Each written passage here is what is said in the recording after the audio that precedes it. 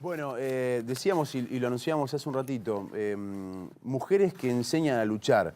En el contexto del Día Internacional de la Mujer y cuando, lo decíamos recién en el living, creo que sin lugar a dudas, en la historia reciente de la República Argentina, si hablamos de una lucha de madres, de abuelas, de nietas, de hijas, tenemos que hablar de lo que ha sucedido en la República Argentina en este último tiempo, de lo que ha sido la dictadura militar. Y tenemos la suerte de tener hoy aquí en Santa Fe a Victoria Montenegro, que es una nieta restituida, y también está Lita con nosotros. Bienvenida. ¿Cómo les va? ¿Todo bien? ¿Cómo te va, Juan? Muy bien, muy bien. Bien. ¿Cómo están ustedes? Bien, muy bien. ¿Todo en orden? Todo en orden. ¿Me equivoco si digo que la gran lucha argentina y sobre todo la gran lucha de las mujeres, por lo menos en la historia reciente, hablamos de los últimos 60 años de la República Argentina, 50 años de la República Argentina, tiene que ver con esto, ¿no? Con este camino que ha comenzado y que, bueno, afortunadamente tenemos testigos privilegiados por un lado, pero que hoy puedan sentarse a contar cómo han pasado este proceso también. ¿Me equivoco si lo digo así de esta forma?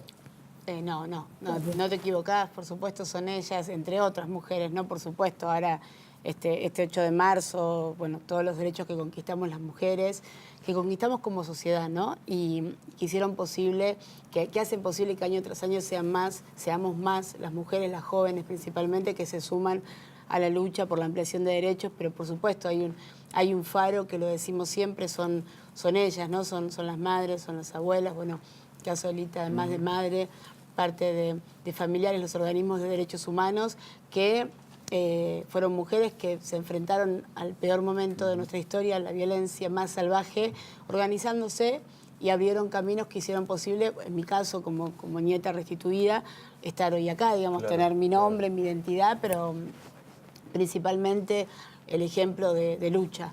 ¿No? Lita, me imagino que para los familiares, una lucha histórica, pero que en algún momento cuando dan con un nieto, cuando aparece el nombre, cuando también hay que comunicarles a otra persona quién es su verdadera familia o quiénes fueron sus padres, comienza otra lucha.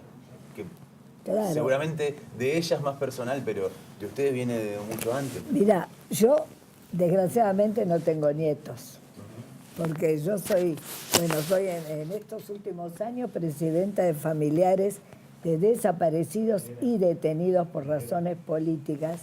Es el primer organismo de derechos humanos que nos formamos en la Liga Argentina por los Derechos del Hombre y después tuvimos nuestra casa desde el año 83. Y digo que no tengo nietos porque mis hijos, Miguel Ángel, que fue secuestrado el 29 de mayo del 76, tenía 20 años, estudiante de arquitectura, trabajaba como empleado en la Techín y militaba en la Juventud Universitaria Peronista. Y mi hija tenía 24 años, había terminado su carrera de cursarla, faltaban las prácticas de letras y fue desaparecida el 24 de abril del 77. También trabajaba, era secretaria bilingüe, los mejores alumnos de la escuela, ambos con un viaje cada uno premiado a Italia. Yo ya era viuda, así que crecí con mis hijos desde el año 68 que murió mi marido y después crecí con mis hijos 10 años hasta que me los llevaron. Así que mi lucha fue con las otras compañeras que, como vos decías antes, madres, padres, porque el organismo de familiares se llama familiares porque está compuesto de madres, padres, hermanos, hijos, esposas, esposos, nietos, nietas, porque también había nietos que ya eran más grandes, que iban con su abuela porque les habían matado a los padres, y la abuelita iba con los dos nietitos a hacer las denuncias. Un lugar donde cada una fue sabiendo, de acuerdo a cómo se dio la vida, dónde se podía ir a hacer alguna denuncia. yo fui a la Liga Argentina porque me llamaba una madre que yo no conocía, pero pensando que allí ya iba a tener noticias de mis hijos. Y no. No fue así. Ahí empezó la lucha. O sea que va a cumplir 43 años 43 mi organismo. Por supuesto que la unidad justamente de todos nosotros, encontrarnos con que en la primera reunión que yo fui en el año 77, en enero, que entré porque cada una hacía lo que podía individualmente, todavía no se había formado abuelas, todavía no se había formado madres separadamente, pero sí todas juntas, cada una trataba de hacer Con algo. lo que se podía en ese momento, ¿no? Exactamente, lo que se podía, pero además cada vez más juntas. Y justamente ahí es donde fuimos aprendiendo y fuimos consolidándonos con esa fuerza que dio después abuelas, que después se llamó Abuelas de Plaza de Mayo, que eran madres y abuelas. Y yo soy madre, no soy abuela, porque, bueno, porque la vida no me los dio. La vida, pobrecitos mis hijos. Pero la lucha, primero de búsqueda, después de los juicios, cuando pudimos, cuando Néstor y Cristina, porque antes, bueno, el primer juicio de Alfonsín, que fue muy importante para todos, muy importante, pero que no era tampoco el que nos satisfacía. Después se dieron todas las otras leyes, que ya eso se conoce mucho más. Y para los que somos hijos de extranjeros, que por ahí pudimos tener no una ciudadanía, sino una relación con algún consulado, en el caso mío, como hija de italianos, pudimos, después del viaje que hicimos, todos los organismos, sobre todo madres, familiares, abuelas, hijos todavía no estaba formado, a México, a Puebla. Y desde ahí era porque iba el Papa Juan Pablo II, que pensábamos que allí iba a ser realmente algo muy importante para la salvación de nuestros hijos.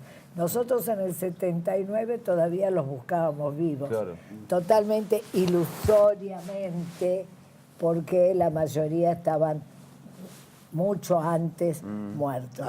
Le quería preguntar algo. Hay mucha bibliografía sobre la dictadura militar. A mí particularmente me recuerdo mucho cuando le preguntaron a un historiador británico que se llama Robert Potash, que ha desarrollado su obra sobre el ejército argentino, por qué interrumpió su obra en el 76. Y Potash respondió: porque no me daba el estómago para seguir. Digamos, por lo que empezaba a investigar lo sucedido en Argentina entre el 76 y el 83, no tenía nada que ver con el comportamiento de las Fuerzas Armadas argentinas en los periodos anteriores. Cuando usted por primera vez le dicen que su hijo está, o siente que está desaparecido, esta palabra tan maldita, ¿cómo lo tramitó internamente? ¿Podía creer que estaba desaparecido? En ese caso, ¿pensaba que podía aparecer en algún momento blanqueado por la propia dictadura? ¿Pensaba que se lo habían matado? ¿Qué sensación tuvo? Nosotros, te digo, porque eso lo hablábamos, la palabra desaparecido no existía para nosotros. Claro. Era imposible, no estaba en el léxico nuestro la palabra desaparecido. Era la búsqueda, era creer que cada cosa que hacíamos nos iba a ayudar. Los que teníamos parientes milicos, que yo lo tenía, contraalmirante, responsable, comandante de aviación naval de Bahía Blanca, así que se podrán imaginar, yo lo llamé a los 3 días. La Marina, que fue la que más persiguió a los montoneros. Y que a mi hijo lo llevaron a la ESMA. Claro. Así que imagínate que eso, por eso, pero en el 79, cuando fuimos a Puebla en enero, era para denunciar que no sabíamos nada. Eso era lo que decíamos nosotros.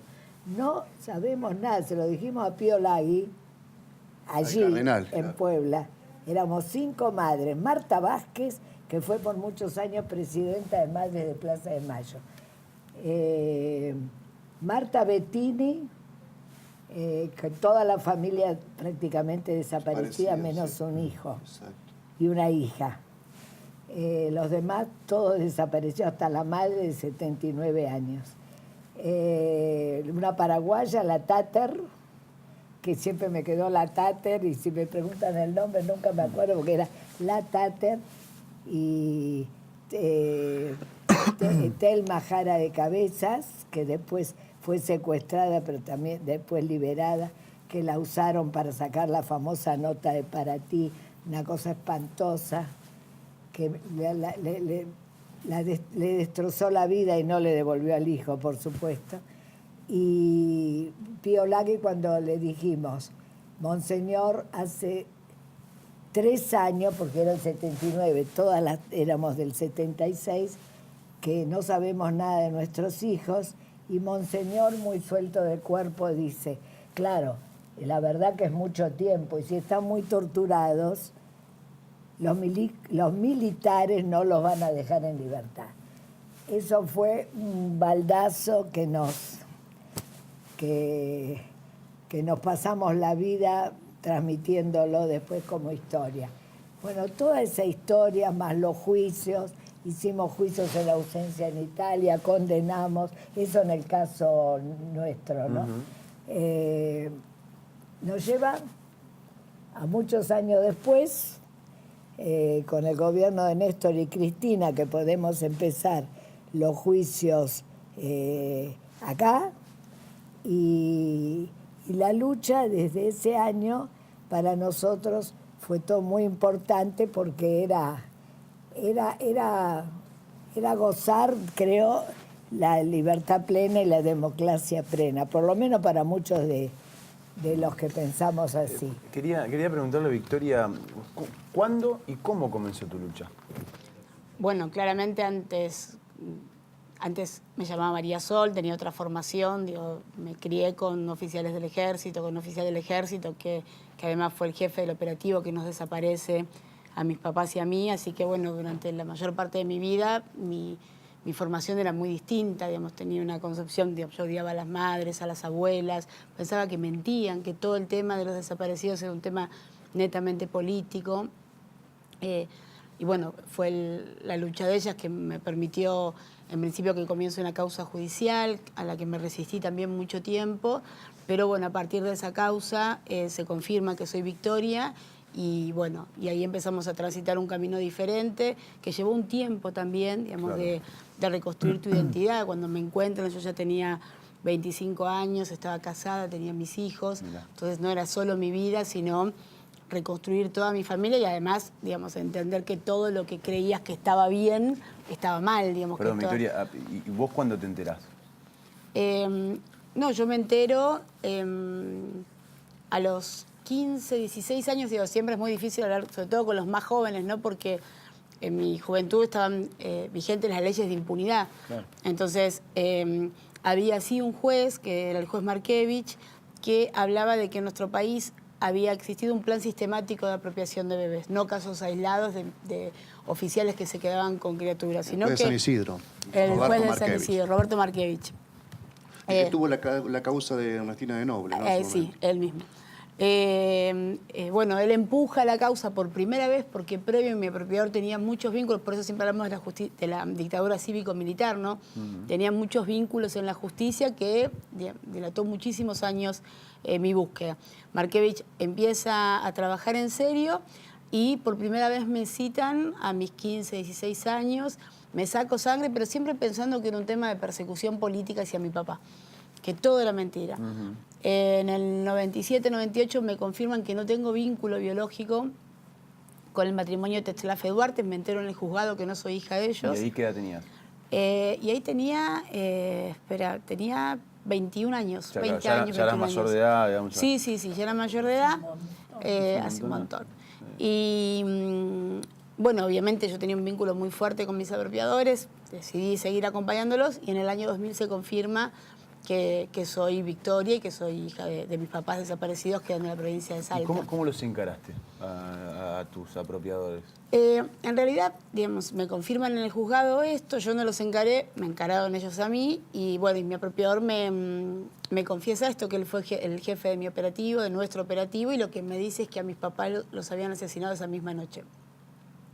Yo amaba profundamente a quienes Las para mí... fuerzas que él encabezaba. Él era de un grupo de tareas de un centro clandestino, era jefe de inteligencia de una de las patotas de zona norte y el jefe de nuestro operativo. Pero te confiesa que el operativo que hacen el operativo, dirigió, claro, mató a tu que entran padre. en casa, que vivíamos en William Morris, a 2 cuadras de la estación, que hubo un enfrentamiento, que ellos abatieron al enemigo y me dice que él lo único que siempre había querido era salvarme la vida. Y yo en ese momento se lo agradecí porque para mí realmente él me había salvado de ser Victoria, me había dado la posibilidad de ser, entre comillas, una buena persona. Seguimos, bueno, él falleció en el 2003 y tardé un tiempo en acercarme a abuelas, en querer conocer a mi verdadera familia y después, sí, obviamente, cuando conocí a mi familia empezó un vínculo que tengo al día de hoy, que es maravilloso, que fuimos construyendo con mucho cuidado. ¿A quién encontraste? Encontré montones de tíos, un batallón de primos, un batallón de sobrinos. Sí, mi papá era el más chiquito. Tengo mucho vínculo con mi familia paterna. Mi familia materna, además de mi mamá, está desaparecido. Mi tío y mi tía y mi abuela y otra de mis tías estuvieron presas en el exilio. Entonces, todo ese proceso que mi familia paterna pudo acompañar de mis tiempos, digo, para acercarme, mi familia materna no pudo hacerlo porque no entendía que yo quisiera a mi apropiador, por ejemplo. Claro. Que hoy yo lo entiendo, digo, en ese momento no podía, discutimos, no nos vimos y mis abuelos fallecieron. Pero mi familia paterna esperó, me acompañó, pudo transitar todo eso. Y bueno, muchísimos tíos, como te digo, primos, y de a poquito fueron contándome cómo eran mis papás, cómo se conocieron, que eran muy chiquitos además mis papás, cuando se pusieron de novios y cuando desaparecieron. Mi mamá tenía 18 años, hacía 13 días me había tenido a mí, y mi papá tenía 20 años. Y eso perdón, eso, porque tiene que ver con la pregunta anterior. Yo te había preguntado, ¿cuál fue tu lucha?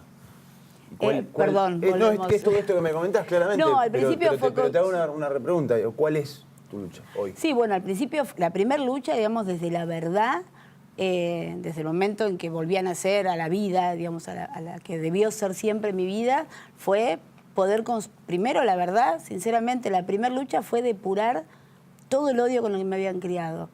Toda esa formación tremenda y perversa y violenta, correrla de mi vida y empezar a construirme desde otro lugar diferente. Eso fue como el primer paso desde que soy Victoria, digo.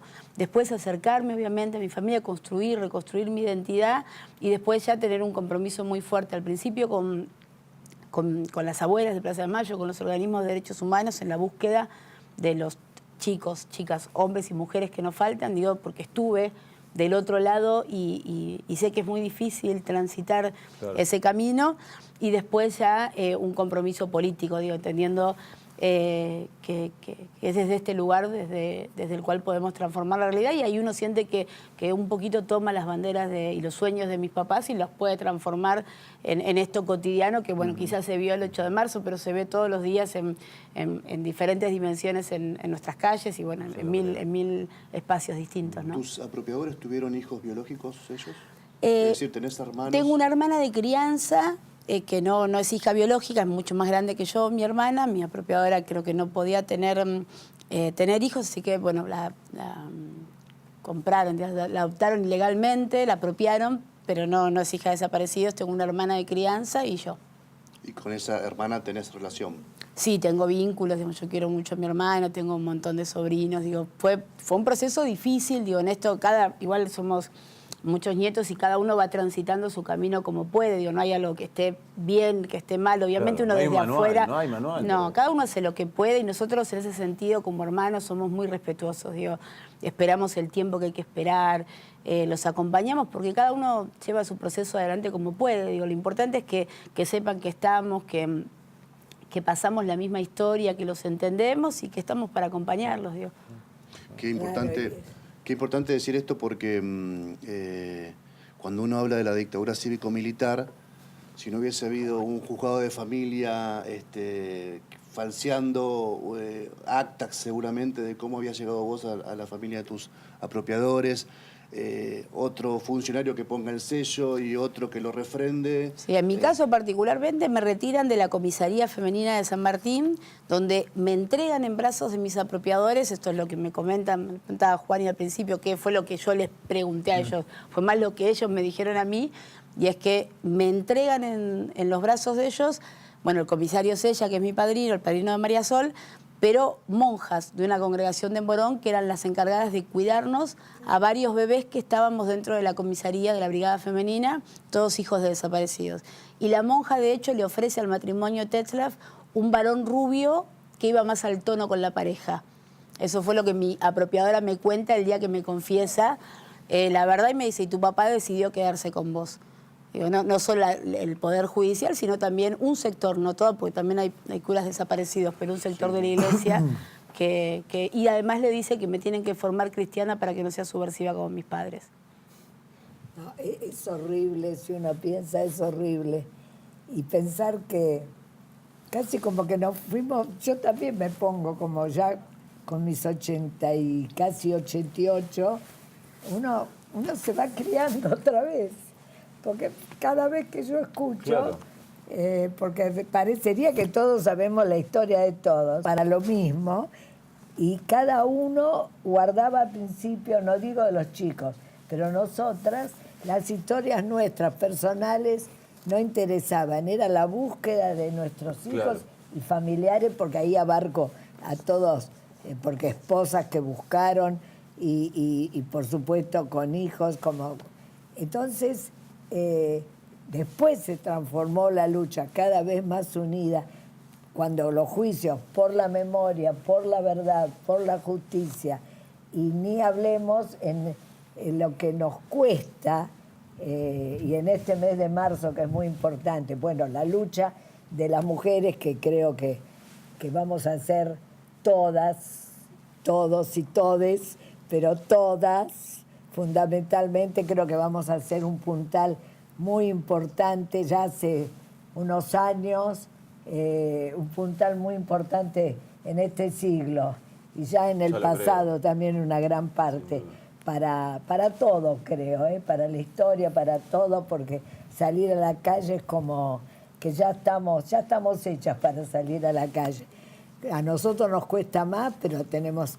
La generación entre los 60 y 70, que es la intermedia, la que es la generación de nuestros hijos, que yo les pido, y lo pido acá también, en Santa Fe, me da mucha alegría estar, y los pido que transmitan sus historias de militancia a los más jóvenes. Es muy importante transmitir, porque muchos, y los presos políticos también de la dictadura, porque hubo más de 10.000 presos políticos, y que tampoco contaban lo que han sufrido antes por ahí en campos, después blanqueados en las cárceles, como vos hablabas antes de blanquear y eso, pero fueron muy pocos los que blanquearon, o sea, o directamente cárcel o desaparecidos, o tenemos presos políticos que han estado hasta 14 años en la cárcel.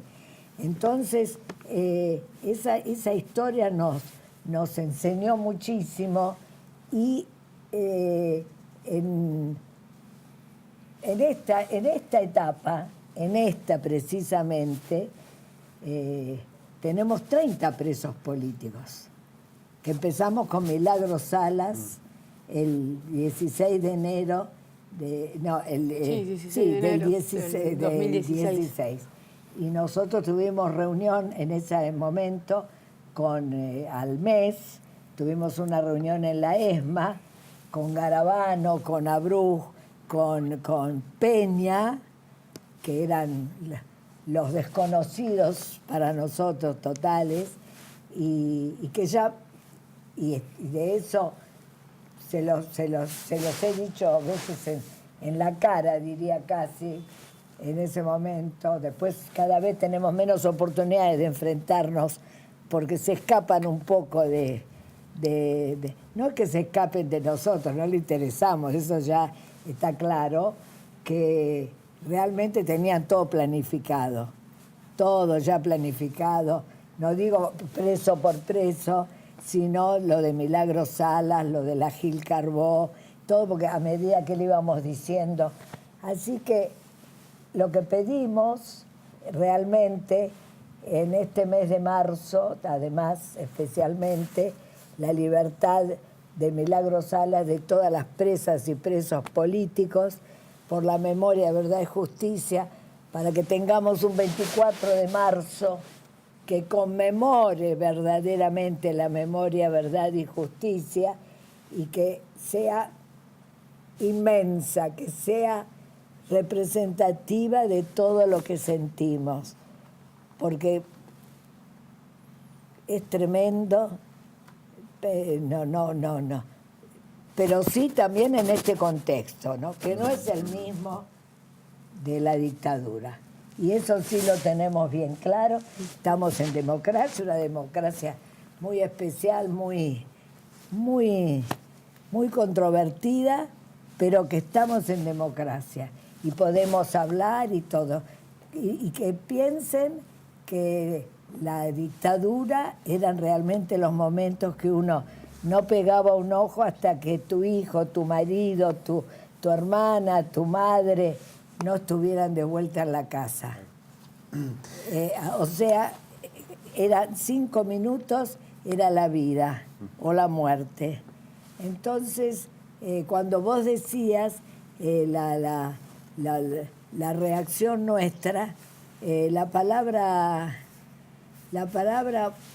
sabemos que los han matado, asesinados, no están muertos porque sí, asesinados, que eran militantes políticos, sea cual fuere su ideología, pero que realmente yo voy al cementerio a ver a mis padres, a saludar a mis padres, a mi marido, pero mis hijos allí no están. No están.